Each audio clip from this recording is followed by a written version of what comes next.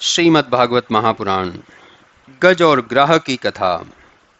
श्री सुखदेव जी ने कहा, हे राजन, त्रिकूट नामक एक प्रसिद्ध पर्वत है जो चारों ओर क्षीर सागर से घिरा हुआ है। अत्यंत शोभाशाली तथा 10 सहस्त्र योजन ऊंचा है और इतना ही चारों ओर फैला हुआ है तथा जो स्वर्ण, चांदी और लोहे के 3 शिखरों से समुद्र, आकाश तथा दिशाओं को प्रकाशित करता है। वह अनेक रत्नों और गहरी धवराओं से विचित्र, नाना प्रकार के वृक्षों और लताओं से युक्त, अपने अन्य शिखरों तथा जल की झरझर ध्वनि से भी संपूर्ण दिशाओं को शोभित बनाता है।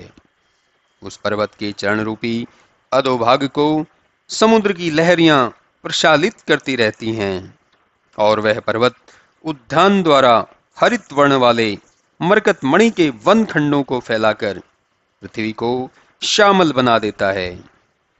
उस पर्वत की कंदराएं क्रीड़ा कर रहे सिद्ध, चारण, विद्याधर, महानाग, किन्नर तथा अप्सराओं से सेवित हैं।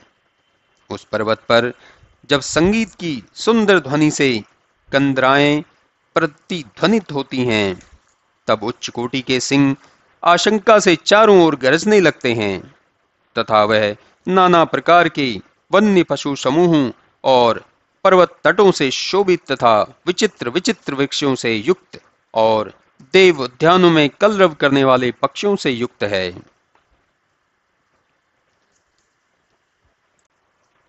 एक बार की बात है, उस पर्वत वन में रहने वाला गजराज बहुत सी हथिनियों के साथ घूमता हुआ वहां आया और आकर उसने अनेकों बांस तथा बेंत के कंटक युक्त विशाल गुल्मों और बड़े बड़े वृक्षों को छिन्न भिन्न कर दिया।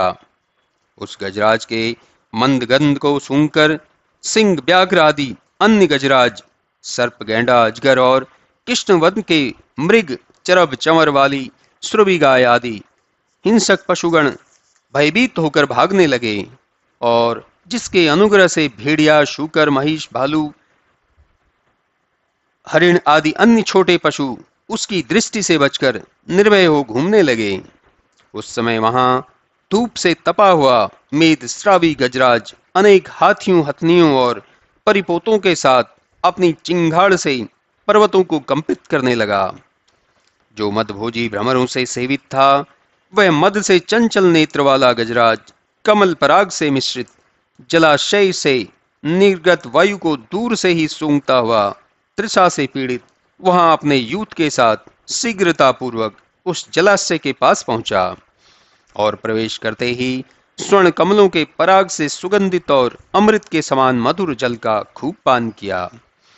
फिर अपनी सूंड से जल उठाकर देह को शीतल करके थकावट दूर कर इच्छा अनुसार जल पीने लगा। साथ ही मस्त हथनियों के साथ जल क्रीड़ा करने लगा। इतने ही में देव की प्रेरणा से उस जल में रहने वाले एक बलि ग्राह ने आकर उसका पांव पकड़ लिया। तब सहसा संकट में पड़ गजराज ने उससे छूटने का बड़ा प्रयत्न किया, परंतु न छूटा। बलि ग्राह उसे और भी गहरे जल में खींच ले गया। यह देख गजराज की हथनियां और उसके साथ के अन्य हाथी चिंगाड़ने लगे।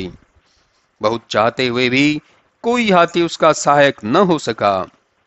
हे राजन, उस बलिग्राह और गज का परस्पर युद्ध कई वर्षों तक चलता रहा। कभी गज ग्राह को खींच लेता था तो कभी ग्राह गज को।